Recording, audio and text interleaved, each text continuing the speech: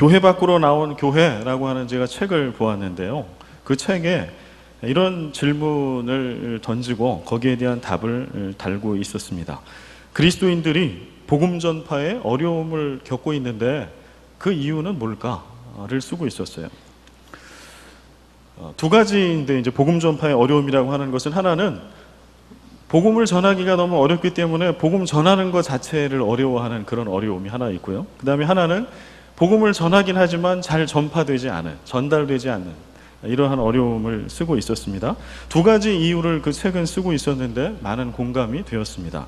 첫 번째는 왜 복음 전파의 어려움을 그리스도인들이 겪는고, 첫 번째는 복음이 감동적이지 않기 때문이 아니라 그리스도인 자신의 존재가 감동적이지 못하기 때문이다. 두 번째는요, 더 이상 진리를 믿지 않는 세상에 진리를 말해야 하기 때문이며 그 진리의 소중함을 믿는 이의 삶을 통해 증명해 보이는 것이 어렵기 때문이다. 그렇다면 우리 2016년 오늘이 대림절 셋째 주입니다. 오신 예수님 축하하고 다시 오실 대망의 그 예수님을 기다리는 그런 소망과 희망과 기쁨의 절기인데요. 이러한 때 우리는 어떻게 이웃들에게 감동적인 존재가 되어서 복음의 감동을 전하고 세상의 구주 되신 예수 그리스도를, 그분이 오셨다라고 하는 그 사실을, 또 다시 오실 거라고 하는 그 복음, 굿 뉴스를 담대하게 자신 있게 전할 수가 있을까요? 저는 그 답을 묵상 중에 오늘 말씀, 본문 말씀인 그리스도인의 황금률에서 찾았습니다. 오늘 본문 말씀 마태복음 7장 12절 말씀을 누구든지 대접을 받고자 하는 대로 너희도 남을 대접하라 라고 하는 이 말씀을 황금률, 골든 룰이라고 이야기합니다. 근데 이 말씀에 대한 오해가 이제 우리 가운데 있습니다. 먼저 그 오해를 좀 찾아가 보도록 하겠습니다. 황금률이라고 하는 마태복음 7장 12절의 말씀은 마태복음 5장, 6장, 7장에 나와 있는 산상수훈의 말씀의 절정에 있는 말씀입니다. 그러니까 5, 6, 7장을 산상수훈의 말씀이라고 하면 산상보훈, 보배와 같은 말씀으로 예수님이 주셨다라고 하면 그 중에 가장 정점에 있는 말씀은 뭐냐? 하나를 꼽아라 라고 하면 5, 6, 7장이 쫙 달려가다가 그 클라이막스에 딱 있는 말씀이 오늘 본문 말씀이에요. 마태복음 7장 12절.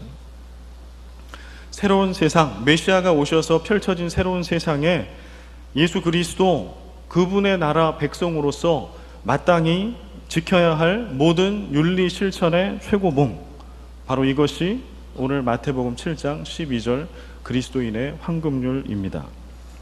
그러나 사실은 인류 역사를 통해서 이 황금률의 소극적인 적용에 대해서 소극적인 황금률이라고 이야기해 보겠습니다. 내지는 느슨한 황금률이라고 하는 이 정도의 이야기는 인류 역사를 통해 상당히 여러 종교와 사람들이 했습니다. 유대교의 대표적인 랍비 중에 한 명인 힐렐이라고 하는 랍비가 있는데요. 유대교 랍비 힐렐은 이렇게 얘기했습니다. 내 자신에게 싫은 것은 아무에게도 하지 말라. 유교에서도 공자가 한 이야기가 있는데요. 공자의 제자 중에 한 사람인 자공이 공자에게 이렇게 묻습니다. 한마디로 표현할 수 있고 모든 사람의 생활의 실천율이 될 만한 말이 있습니까, 스승님? 그때 공자가 이렇게 이야기합니다. 인이라고 하는 단어가 있지 않느냐? 인. 내 자신이 원하지 않는 것은 다른 사람에게 행하지 말아라. 공자가 인을 쉽게 풀어놓은 것이죠. 내 자신이 원하지 않는 것은 다른 사람에게 행하지 말아라. 또 철학의 큰 계파 중에 하나죠. 스토아 학파. 스토아 학파의 중요한 격언이 있는데요. 그 격언의 내용은 이와 같습니다. 내가 당하기를 원하지 않는 것은 다른 아무에게도 행하지 말라. 이미 철학에서, 다른 타 종교에서 이러한 이야기는 많이 해왔습니다. 그런데 정말 내가 당하기 싫은 것은 너도 행하지 말아라 라고 하는 것이 종교적인 율례, 규범이 될 수 있을까요? 사실은 그렇지 않습니다. 이것은 종교적인 규범이라기보다는 사실은 인간이 인간다운 생활을 하기 위해서 당연히 지켜야 하는 상식이죠. 우리가 만약에 나는 그렇게 당하기 싫은 것들을 우리 마음대로 누군가에게 행한다라고 생각해 보십시오. 이 일상이 영유가 될 수 있을까요? 아마 세상은 뒤죽박죽이 될 겁니다. 세상이 이거는 인간의 세상이 아닌 것이죠. 아마 큰 혼란이 오게 될 겁니다. 그래도 우리가 살고 있는 이 세상이, 이 세계가 이 정도의 질서를 유지하고 있는 것은 남에게 내가 당하기 싫은 거는 적어도 남에겐 행하지 않아 라고 하는 느슨한 황금률을 상식으로 누구든지 알고 지키고 있기 때문이에요. 성경은 그것을 얘기하고 있지 않습니다. 그러나 보겠습니다. 이 느슨한 황금률, 소극적인 황금률을 따른다라고 할 때 어떠한 변화가 우리 삶에 있을 수 있을까요? 남에게 해를 끼치는 것을 안 하는 거죠. 남에게 해를 끼치는 것을 하지 않아요. 그러나 이 말은 다른 면에서 바라보면 이웃에게 유익을 끼치는 행동을 하지 않는다요. 해도 끼치지 않지만 유익도 끼치지 않는다. 이 느슨한 황금률을 실천할 수 있는 가장 좋은 방법을 여러분들에게 전해드리겠습니다. 그럼 여러분들은 적어도 유대교와 유교와 그 다음에 스토아 학파에서 얘기하는 그 최고의 황금률 가르침을 여러분은 잘 실천하며 살 수 있을 거예요. 그것은 무엇인가 하니 이웃을 위해서 아무것도 하지 마십시오. 이웃을 위해서 아무것도 하지 마십시오. 그러면 이 느슨한 황금률을 잘 실천할 수 있어요. 그럼 그럴 때 어떤 일이 벌어질까요? 이웃을 위해서 아무것도 하지 않는 사람은 이웃을 위해서 어떠한 유익도 줄 수 없는 사람입니다. 과연 성경은, 우리 주님은 그렇게 말씀하고 계시는가요? 누가복음 10장에 선한 사마리아인의 비유가 있어요. 우리가 잘 아는 말씀이죠.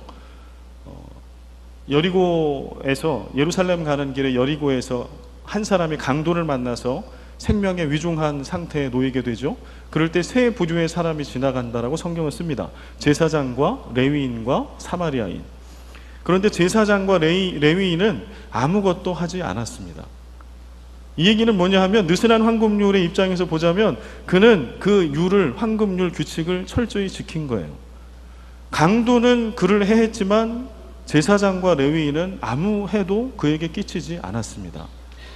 그러면 아무 문제가 없는 것이죠. 누가복음 10장은 그걸 얘기하나요? 그렇지 않죠.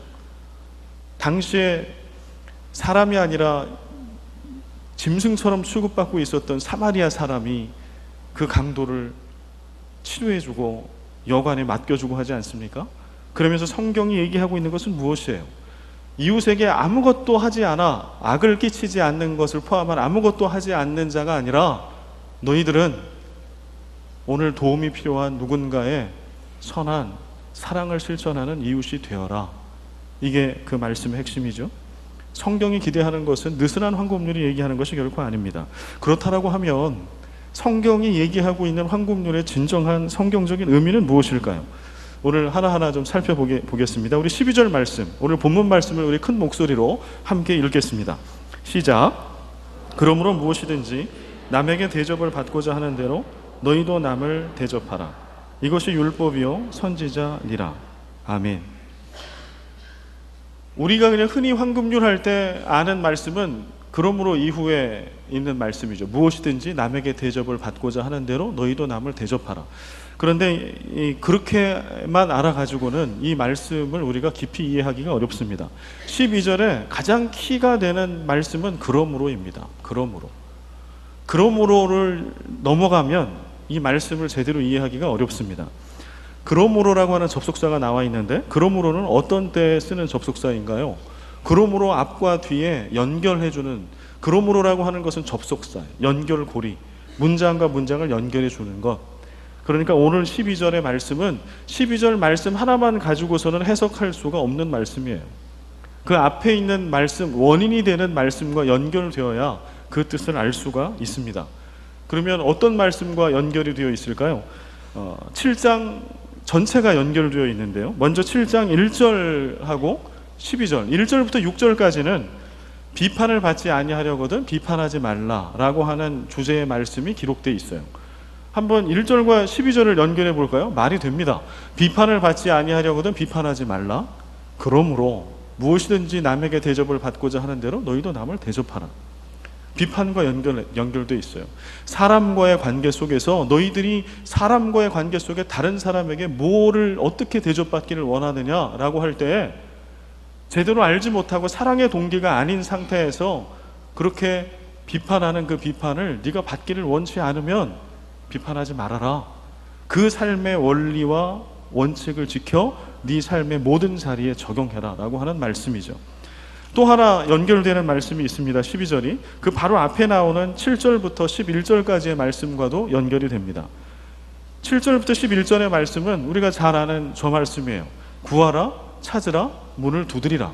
구하고 찾고 두드리면 선하신 하나님께서 너희가 찾는 것들을 다 주시지 않겠느냐?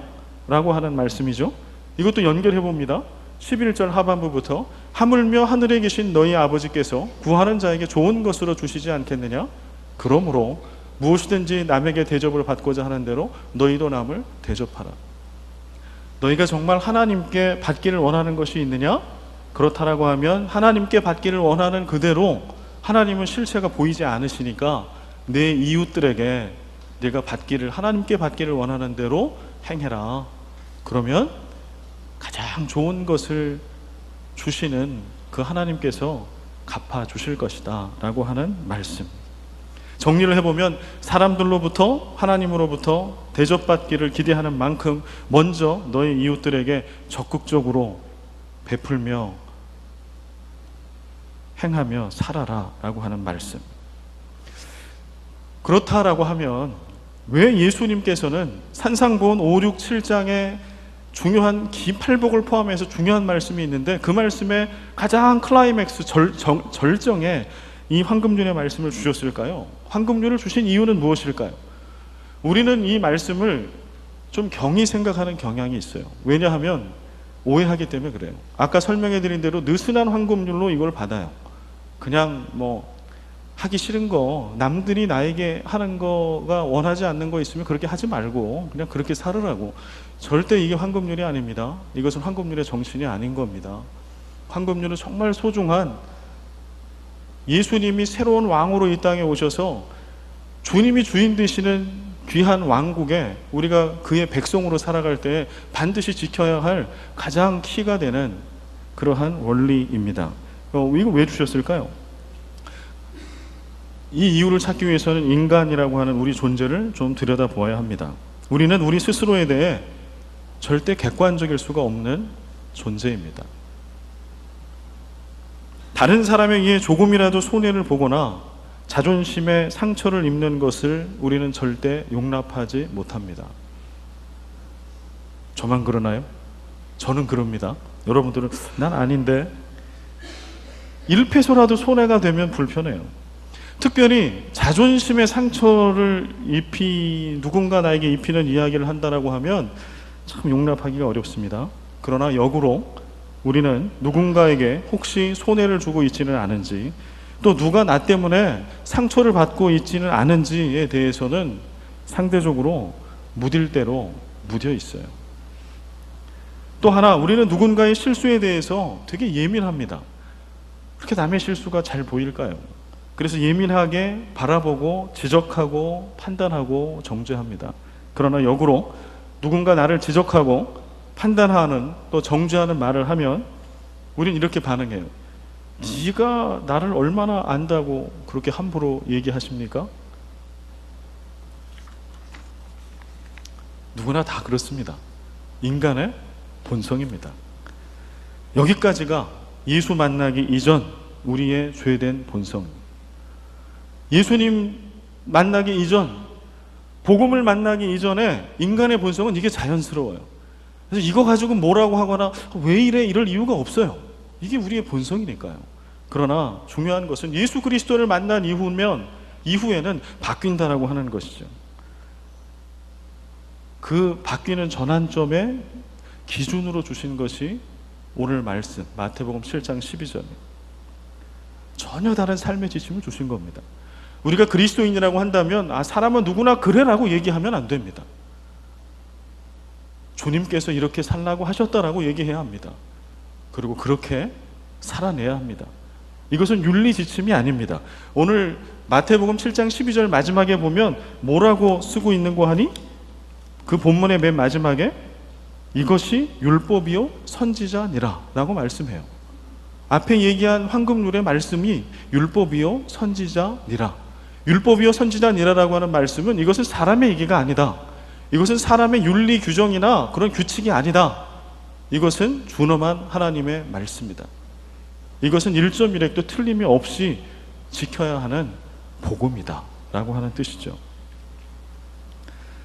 황금률의 정신을 요약하고 정리를 해보면 황금률의 정신은 공평과 사랑입니다. 나와 그가 다르지 않다라고 하는 것. 나 때문에, 내가 행한 어떤 것 때문에 누군가 억울해서 눈물 흘리는 일이 없도록 하는, 그렇게 되어지는 세상, 공평, 황금률의 정신. 그 다음에 또 하나는 황금률의 밑바탕에 저변에 계속 흐르고 있는 정신은 사랑입니다. 사랑. 하나님 사랑, 이웃 사랑. 하나님을 내가 이토록 사랑하기에, 내가 이웃을 이토록 사랑하기에 내가 먼저 내가 대접을 받기를 원하는 것만큼의 그것을 그에게 행한다라고 하는 것이죠. 또 책 한 권 이야기를 좀 드리려고 하는데요. 그 법학자이면서 교수인데요. 김두식이라고 하는 분이 교회 속의 세상, 세상 속의 교회라고 하는 책을 썼어요. 홍성사에서 나온 책인데요. 이 책에 보면은 몇 가지 좀 주목할 만한 이야기를 쓰고 있는데, 그 중에 하나 제 눈길을 잡았던 부분은 이거였습니다. 그 책에 이런 대목이 있었어요. 보험회사로부터 교회의 책임을 되찾자. 물론 이 책의 전체 내용은 교회가 교회만의, 그들만의 리그로 있으면 안 된다. 교회가 세상을 섬겨야 한다. 세상 속에 있어야 한다. 또 교회가 적극적으로 세상을 끌어안아야 한다 라고 하는 그러한 말씀인데요. 거기 나온 이야기가 보험회사로부터 교회의 책임을 되찾아야 된다. 이게 무슨 말씀일까요? 보험회사와 교회는 무슨 상관관계가 있을까요? 보험은 뭐가 보험인가요? 보험이라고 하는 것은요, 지금이 아니라 미래에 혹시 내가 닥칠 수 있는 위험을 예측을 하고 그 위험을 대비하기 위해서 지금 현재 가치로 일정 부분을 보험료를 내는 거예요. 돈을 지불하는 거예요. 무엇 때문에? 미래에 발생할지 모를 위험을 예비하기 위해서. 근데 이분이 거기서 얘기하는 건 이거였어요. 교회와 그리스도인이 불확실성이 가득 찬 세상 속에 보험이 돼야 되지 않겠느냐라고 하는 거예요. 저는 그런 면에 있어서 우리 교회가 참 자랑스럽고 좋습니다. 우리 한인사회 안에 크고 작은 사건들이 참 많이 생겨나는데요. 그런 사건, 사고가 일어날 때 어느 누구도 그것을 해결해 주기 어려운 상황이 될 때, 어느 누구도 연고자가 없어서 장례를 치러줄 수 없는 상황에, 제가 오기 전에 얘기죠. 우리 교회가 상주가 돼서 마음을 다하여 장례를 치러드리고요. 어느 누가 돌볼 수 없는 어떤 상황이 있을 때 그들을 잘 돌보고 먹이고 입히고 살게 하고 한국으로 돌려보내는 일을 하고요. 이미 하고 있는 것들이죠. 이것은 그러나 한 개 교회가 해야 할 일이 아니라 이 땅에 존재하는 모든 교회들이 그런 역할을 해야 되지 않겠냐라고 하는 그런 저자의, 크리스찬의 안타까운 외침이에요. 그 다음에 또 하나 저자가 얘기하고 있는 것은 평화입니다. 평화. 저도 100% 공감을 했는데 이거예요. 현대의 그리스도인들이 평화를 이해할 때 평화를 마음속에 얻게 되는 평안, 좀 내적인 것, 내적인 평안, 안정감으로 느낀다는 거예요. 여러분도 혹시 그러지 않습니까? 복음서가 얘기할 때 메시아 되신 예수님이 이 땅에 오신 사건을 평화라고 이야기하죠. 천사가 화답하는데, 찬양을 하는데, 찬양의 내용 중에 하나는 지극히 높은 곳에서는 하나님께 영광이요 땅에서는 기뻐하심을 입은 사람들 중에 평화로다.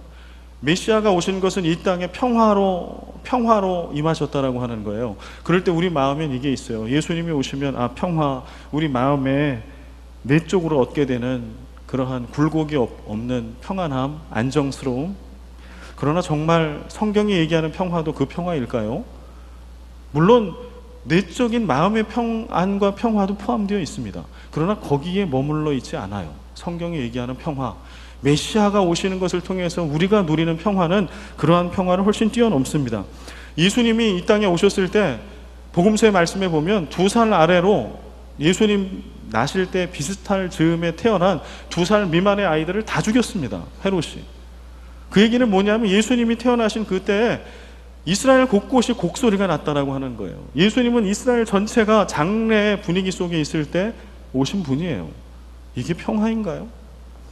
예수님은 우리가 아는 것처럼 십자가에 달려 처절하게 찢기시고 상하시고 죽으셨습니다. 그래서 우리는 평화를 누립니다. 그러나 찢기고 상하고 죽는 것, 십자가에서, 이게 평화입니까?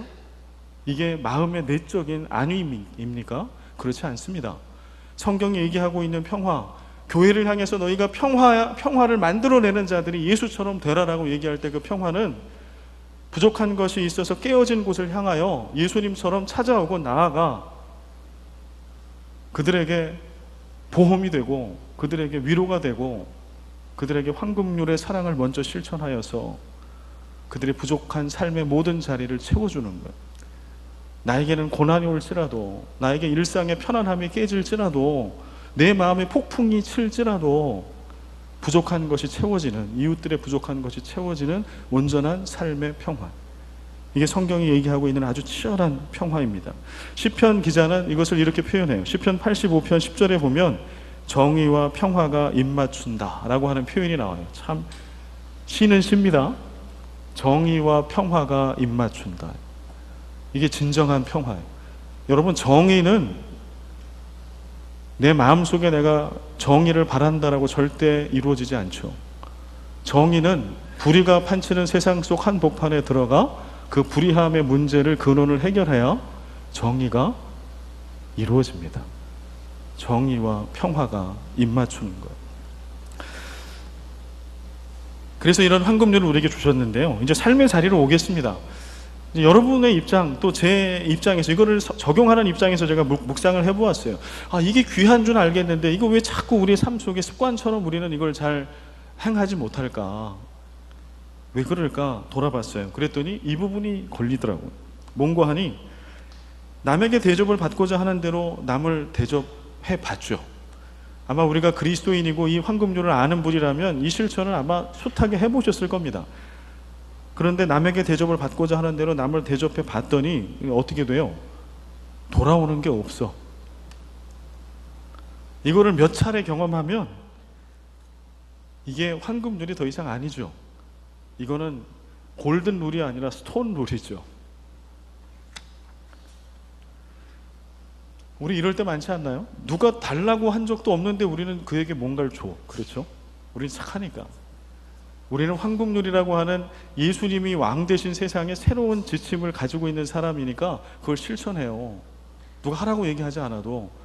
그런데 또 하나, 누가 달라고 하지도 않았는데 주고서 그가 나에게 정당한 반응을 안 보이면 어떻게 해요? 상처받아. 그럼 그 입장에서 억울하지 않을까요? 그는 우리에게 요구한 적이 없어. 그냥 내가 좋아서 준 거예요. 내가 좋아서 친절을 베푼 거예요. 그런데 그는 말씀에 기록된 대로 그가 받고자 하는 대로가 아니라 심지어는 받은 만큼만 돌려주면 되는데 그 감사함을 몰라. 배은망덕하게. 우리는 거기서 넘어져요. 그래서 이거를 하나님의 가르침, 주님의 가르침으로 놓고 지키는 것이 아니라 버려버려요. 그러나 우리 다시 한번 보자고요. 황금률 이 말씀에 주님이 뭐라고 말씀하셨는지 다시 한번 12절을 보겠습니다. 12절을 보면 그러므로 무엇이든지 남에게 대접을 받고자 하는 대로 너희도 남을 대접하라. 여기서 동사는 대접하라. 대접하라. 그 다음에 네가 대접한 대로 받을 것이다. 그에게 이런 말 없어요. 네가 대접한 대로 네가 받는 것을 내가 너에게 복으로 줄 것이다. 그 말씀이 없어요. 하나님이 우리에게, 예수 그리스도께서 우리에게 명하신 것은 대접하라까지예요. 그런데 좀 억울하잖아요. 내가 주님께 받은 은혜가 큰 건 알지만 나는 늘 대접하기만 하고 받는 건 없는 겁니까? 절대 그렇지 않아요. 11절 말씀에 사실 우리 주님께서 우리에게 답을 주고 계십니다. 이건 억울한, 너에게 일방적으로 준 억울함을 당하라고 주는 지침이 아니라고 하는 거. 11절 같이 한번 읽어보겠습니다. 너희가 악한 자라도 좋은 것으로 자식에게 줄 줄 알거든 하물며 하늘에 계신 너희 아버지께서 구하는 자에게 좋은 것으로 주시지 않겠느냐. 이게 12절과 연결돼요. 이 얘기는 뭐예요? 우리가 남에게 대접을 받고자 하는 대로 적극적으로 그를 대하고 사랑으로 그에게 실천할 때 누가 갚아주는 거예요? 그 사람에게 받는 것이 아니고 하나님이 갚아줘. 하나님께서. 하나님께서, 천부께서, 하물며 하늘에 계신 너희 아버지께서 구하는 자에게 좋은 것으로 주시지 않겠느냐. 제가 마닐라 새생명교회에 와서 참 많은 교우들을 이렇게 만나면서 제가 들었던 너무 많은 얘기를 들었어요. 그 중에 예를 여러분들에게 한번 들려드리겠습니다. 이게 어떤 예인지. 이런 거예요. 어떤 분이 이렇게 월급과 사례를 받는데 거기에 이제 짜투리가 나오잖아요. 그 짜투리를 가난하고 어려운 누군가를 위해서 이렇게 흘려보내는 일을 했습니다. 그리고 이분의 고백이 뭐냐 하면 자신이 그렇게 흘려보낸 거는 진짜 얼마 되지 않는다는 거예요. 그런데 나중에 돌아보니까 그 자녀들이 다 장학금 받으면서 공부를 하고 있더라는 거예요. 그래서 그게 무관하게 보이지 않더라. 나는 조그마한 마음을 담아 이것을 흘려보냈는데 우리 하나님께서는 우리 아이들의 공부를 책임지시더라. 또 제가 들었던 것도 보던 많은 분들은요, 정말 누가 하라고 해서 한 것도 아닌데 그렇게 새 가족이 오거나 누가 오면은 도와주세요. 자기 주머니에다 털어서 시간 내서. 너무 그러니까 어떨 땐 좀 바보 같아 보이기도 하고, 저래서 뭐 먹고 사나. 그런데 그분의 삶을 이렇게 돌아보면 잘 드시고 잘 사세요. 심지어는 그 자녀들이 잘 되기까지 해요.